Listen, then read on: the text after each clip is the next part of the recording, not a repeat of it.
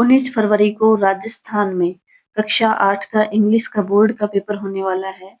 अगर आप जानना चाहते हो कि पेपर का पैटर्न क्या रहेगा तो वीडियो को स्किप मत कीजिए, पूरा वीडियो देखिए क्योंकि यहाँ पे मैं हर एक क्वेश्चन वाइज़ आपको दिखाने वाली हूँ कि किस तरह का आपका पेपर का पैटर्न रहने वाला है।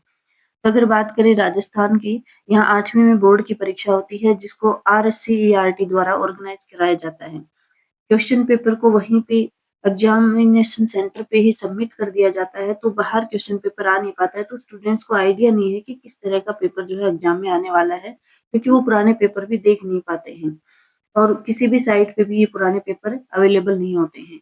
तो इसकी हेल्प करने के लिए खुद RSCRT ने जो है सैंपल पेपर जारी किया है, सैंपल पेपर जारी करके बताया है कि किस तरह का पैटर्न जो है एग्जाम में आने वाला है। तो देखिए सैंपल पेपर को हम देखते हैं। क्वेश्चन पेपर आपका एग्जाम में बिल्कुल as it is sample paper के जैसा ही आएगा, सेम क्वेश्चन नहीं आएंगे लेकिन पैटर्न वही रहने वाला है। तो देखिए किस तरह का क्वेश्चन पेपर आपका रहेगा। अगर हम बात करें पेपर की, पेपर 2.5 घंटे का रहने वाला है आपका, जिसके मैक्सिमम मार्क्स आपके 80 रहने वाले हैं। ठीक है, 80 मार्क्स का जो है आपका पेपर रहने वाला है, जिसके अंतर्गत आपके पेपर में 4 पार्ट्स होंगे। पहला जो पार्ट है वो आप देख सकते हैं ऑब्जेक्टिव क्वेश्चंस का है। फर्स्ट पार्ट में ऑब्जेक्टिव क्वेश्चन आपसे पूछे जाएंगे और ऑब्जेक्टिव क्वेश्चन में आपको ऑप्शन दिए जाते हैं जिसका आंसर आपको फिल अप करना होता है। देखिए यहाँ पे ऑप्शन दे रखे हैं और जो भी सही ऑप्शन आपको लगे वो आपको यहाँ लिखना है। इस पार्ट में सारे क्वेश्चन आपके ग्रामेटिकल क्वेश्चंस होते हैं। नेक्स्ट अगर हम बात करें पार्ट सेकंड में आपसे very short answer type questions पूछे जाते हैं। किस तरह के क्वेश्चन होंगे, देखिए यहाँ पे एक पैसेज दे रखा है, उसको कंप्लीट करना है। कुछ वर्ड्स दे रखे हैं, उन वर्ड्स की मदद से ये पैसेज आपको कंप्लीट करना है। नेक्स्ट जो क्वेश्चन आपका रहने वाला है वो आपका रहने वाला है प्लूरल लिखना है, यानी ग्रामर से रिलेटेड ही ये क्वेश्चन है। ये कुछ आपको वर्ड्स दे रखे हैं, इनके प्लूरल आपको लिखने हैं। नेक्स्ट है राइट द मिसिंग लेटर्स। कुछ लेटर्स हैं और उसमें कुछ मिसिंग हो रहा है, कुछ लेटर्स मिसिंग हो रहे हैं। उन लेटर्स को फिल करके कोई मीनिंगफुल वर्ड आपको यहाँ पे बनाना है। आप देख सकते हैं क्वेश्चन नंबर 13 इस तरह का रहने वाला है। अगर 14 की बात करें, 14 जो क्वेश्चन है यहाँ पे आपको फिल इन द ब्लैंक्स देना है और यहाँ पे ऑप्शन आपको दे रखे हैं, इनमें से चूज करना है ब्लैंक में क्या आने वाला है। नेक्स्ट अगर हम बात करें क्वेश्चन नंबर 15, यहाँ पे देखिए कुछ आपको वर्ड्स दे रखे हैं, उन वर्ड्स को आपको रीअरेंज करना है, यानी उसको फिर से अरेंज करना है जिससे आपका मीनिंगफुल कोई सेंटेंस यहाँ पे बन जाए। तो वर्ड्स आपको दिए गए हैं, इन्हीं वर्ड्स की हेल्प से आपको मीनिंगफुल सेंटेंस यहाँ पे क्रिएट करना है। इस तरह का क्वेश्चन जो है आपका 15th क्वेश्चन रहेगा। अगर बात करें 16th क्वेश्चन की, 16वां जो प्रश्न है उसमें आपको फिल इन द ब्लैंक्स दिए गए हैं और यहाँ पे देखिए आपको ऑप्शन दिए गए हैं। ऑप्शन चूज करके ही आपको ब्लैंक्स को जो है फिल करना है। इस तरह का आपका क्वेश्चन नंबर 16 रहने वाला है। नेक्स्ट अगर हम बात करें पार्ट थर्ड पार्ट में जो है आपसे शॉर्ट आंसर टाइप क्वेश्चंस पूछे जाएंगे। देखिए short answer type questions part third की अगर हम बात करें, यहाँ पे आपकी बुक से पैसेज दिए गए हैं और बुक से डायरेक्ट कोई क्वेश्चन नहीं पूछा है, सिर्फ पैसेज दिए गए हैं। 3 पैसेज आपसे दिए गए हैं। देखिए पैसेज फर्स्ट है और इस पैसेज से रिलेटेड ही क्वेश्चंस दे रखे हैं 17th और 18th। 17वां और 18वां जो क्वेश्चन है उसके आंसर आपको ये पैसेज पढ़ के, ये जो पैसेज दे रखा है इसको पढ़ के इन क्वेश्चंस के आंसर आपको देने हैं। नेक्स्ट अगर हम बात करें क्वेश्चन की, उसमें देखिए आपको 19वां और 20वां जो क्वेश्चन है वो भी पैसेज दे रखा है। इस पैसेज को केयरफुली आपको रीड करना है और उसके बाद जो है इन क्वेश्चंस के आंसर आपको देने हैं। नेक्स्ट अगर हम बात करें तो ये थर्ड पैसेज है, यानी कुल मिलाकर के आपकी बुक से जो है 3 पैसेज दिए गए हैं। उन पैसेज को रीड आउट करके आपको नीचे दिए गए क्वेश्चंस के जवाब देने हैं, यानी डायरेक्ट क्वेश्चन नहीं पूछा है, बुक से क्वेश्चन रटने की जरूरत नहीं है, पैसेज में से ही आपको आंसर ढूंढने हैं। जो पैसेज दिया है उसको केयरफुली पढ़ के, यानी 3 पैसेज आपके आने वाले हैं जिनमें से आपको आंसर चूज करने होते हैं।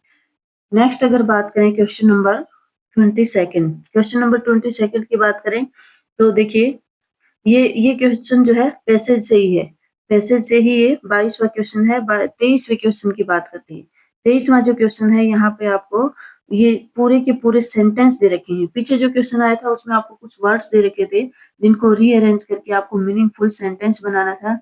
यहाँ पे पूरे सेंटेंस दे रखे हैं लेकिन उनकी सीक्वेंस सही नहीं है, यानी आगे पीछे सीक्वेंस को कर रखा है। तो आपको पढ़ करके इन सेंटेंसेस को इनको सही सीक्वेंस में लगाना है जिससे इनका सही जो है आंसर निकले, सही इनका मीनिंग निकले। यहाँ पे क्वेश्चन जो पार्ट थर्ड आपका खत्म होता है। अगर हम बात करें पार्ट 4 की, पार्ट जो 4th है उसके अंदर ऐसे टाइप क्वेश्चन है। अब ऐसे टाइप क्वेश्चन में क्या पूछा जाएगा? क्वेश्चन नंबर 24th आप देखिए, यहाँ पे 24th में आपको लेटर लिखना है। ठीक है, और 24th जो क्वेश्चन है उसी का ऑप्शन भी मिलेगा, यानी अथवा में भी मिलेगा और में भी क्वेश्चन मिलेगा। अगर आप लेटर नहीं लिख पाते हो तो आप क्या करोगे? आपको एक एप्लीकेशन लिखनी है, यानी 24वां जो क्वेश्चन आएगा उसमें आपको या तो लेटर लिखना है या एप्लीकेशन आपको लिखनी है। एप्लीकेशन में आपको एड्रेस दिया हुआ होगा, वही एड्रेस आपको फिलअप करना है, यानी कि आपको फॉर्मेट बनाना आना चाहिए। किसी भी फॉर्मेट के अकॉर्डिंग आप एप्लीकेशन लिख पाएं। मैं पर्सनली आपको सजेस्ट करूंगी आप या तो लेटर की ही बेटर प्रिपरेशन कर लें या फिर एप्लीकेशन की प्रिपरेशन कर लें, क्योंकि इन दोनों में से एक ही आपको अटेम्प्ट करना है, दोनों आपको नहीं लिखने हैं। लास्ट क्वेश्चन की बात करें, क्वेश्चन नंबर 25th, 25वां जो प्रश्न है, जो आपका आखिरी प्रश्न रहने वाला है, वो भी आपको अथवा में मिलने वाला है। तो देखिए यहाँ पे आपको दो ऑप्शन मिलेंगे, या तो आपको पैराग्राफ लिखना है।